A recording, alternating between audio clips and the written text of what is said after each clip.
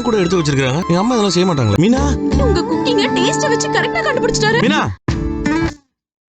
Hello friends, Siragadikka ஆசை அடுத்த வர எபிசோடில் என்ன நடக்கலாம் அப்படிங்கிறத பற்றி பார்க்கலாம். ஸ்டோரியை ரொம்ப இன்ட்ரெஸ்டிங்காக கொண்டு போய்கிட்டு இருக்காங்க. இப்போ முத்து மீனா எப்பப்பா திருப்பி சேருவாங்க அப்படின்னு எல்லாத்துக்கும் பெரிய கவலையாக தான் இருந்துச்சு. அதை தான் தொடர்ந்து எல்லாரும் கமெண்ட் பண்ணிக்கிட்டு இருந்தாங்க. நம்ம டேரக்டர் நம்ம மேலே இறக்கப்பட்டதுனால இந்த கதையை வச்சு நம்மளை ரொம்ப எமோஷனலாக கஷ்டப்படுத்தி இதுக்கு பின்னாடி பார்த்தோம்னா பிரிக்கிறது அப்படி இப்படின்னு சொல்லி ஒரு எப்பயும் போல் ரெகுலர் சீரியலாக கொண்டு போகாமல் சூப்பராக அதை அப்படியே ஒரு கூட்டு குடும்பத்தில் நடக்கிற பிரச்சனை பெருசாக இருந்துச்சு. ஆனால் தப்பு பண்ணாங்க அப்படி இப்படின்னாலும் அதை அப்படியே யதார்த்தத்தை காட்டி டக்குன்னு சீக்கிரமாக முத்து மீனா ஒன்று சேர்த்துட்டாங்க. அவருக்கே நல்லா தெரியும் டேரக்டருக்கு, முத்து மீனாவை பிரித்து வச்சா எல்லாரும் நம்மளை போட்டு கமெண்ட் செக்ஷனில் பேசுன்னு பேசிடுவாங்க அப்படின்னு. அதனால் பார்த்தா சூப்பராக ஸ்டோரியை கொண்டு வந்துட்டாருன்னு தான் சொல்லணும்.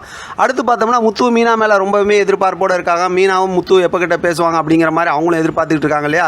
அது சம்மந்தமாக சூப்பரான ப்ரோமோ இன்றைக்கான எபிசோட் லாஸ்ட்டில் காட்டினாங்க. என்னென்னு பார்த்தோம் அப்படின்னாக்கா, அவர் தான் சொன்னார்ல இன்றைக்கான எபிசோடில் நம்ம சாராயம் குடிச்சிட்டு செஞ்ச தப்பில் வந்து கஷ்டத்தில் மன கஷ்டத்தில் உளரணும், அதுக்காக என் மேலே இருக்க பாசத்தெல்லாம் விட்டுட்டு கோச்சிக்கிட்டு அவங்க அம்மா வீட்டுக்கு போயிடணுமா, வந்தால் யார் வர வேணான்னு சொல்கிறாங்க அப்படிங்கிற மாதிரி ஒரு வார்த்தை சொன்னாங்களா. அப்பயே மீனாவுக்கு புரிஞ்சு போச்சு என்ன தப்பு பண்ணோம், நம்ம என்ன பண்ணோம் அப்படின்னு.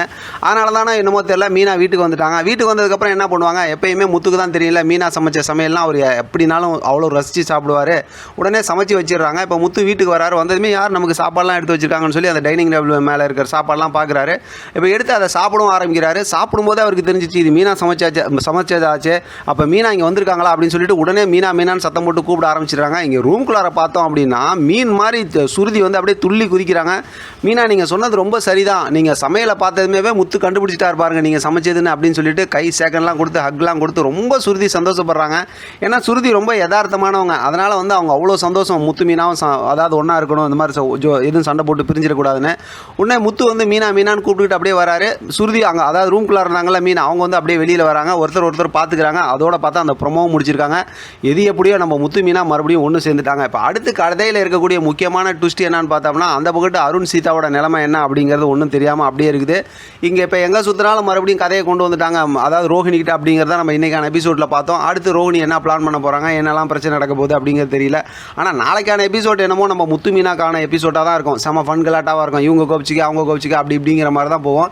இதுக்கடையில் பார்த்தா மனோஜோட கடையில் ராஜா ராணின்னு 2 பேர் வேலைக்கு சேர்ந்துருக்காங்களா. அது என்ன கதைன்னே ஒன்றுமே புரியல. கண்டிப்பாக செமையாக பெருசாக ஏதோ ஏமாற்ற போகிறாங்க, இல்லாட்டி ஏதாவது பொருளெல்லாம் திருட்டிட்டு போகிறாங்க அப்படி இப்படிங்கிற மாதிரிலாம் ஏற்கனவே அதாவது ஒரு சில மாதங்களுக்கு முன்னாடி மனோஜோட கடை அதாவது இந்த மாதிரி இது பண்ணிட்டாங்க அப்படிங்கிற மாதிரிலாம் ஒரு சில ப்ரோமோ நம்ம ஏதாவது பார்த்துக்கிட்டு இருந்திருப்போம்.